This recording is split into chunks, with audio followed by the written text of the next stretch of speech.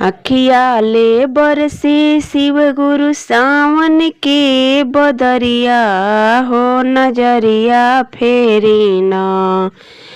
अखिया ले बरसे शिव गुरु सावन के बदरिया हो नजरिया फेरी ना। बैठल रोई ना दुअरिया हो नजरिया फेरी ना। बैठल रोई ना दुअरिया हो नजरिया फेरी ना। अंधेरा के आँख दिहला कोढ़िया के काया हो कि हमरा बेरिया ना।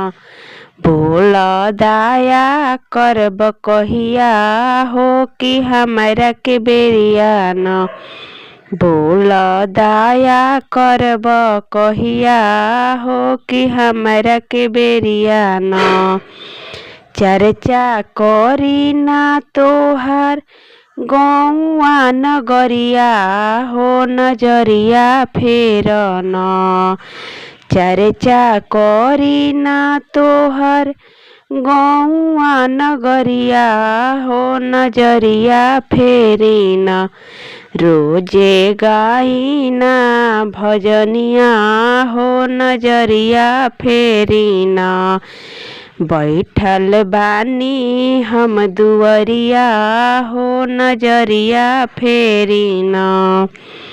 सारी उमरिया राउर पूजब हम चरनिया हो नजरिया फेरी ना।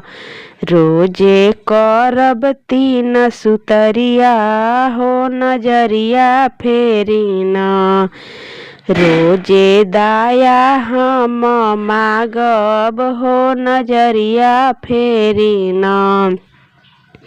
अखिया ले बरसे शिव गुरु सावन के बदरिया हो नजरिया फेरी ना। बैठल रोई ना दुअरिया हो नजरिया फेरी ना। अगर मेरा गीत पसंद आए तो लाइक सब्सक्राइब शेयर और कमेंट ज़रूर कीजिएगा।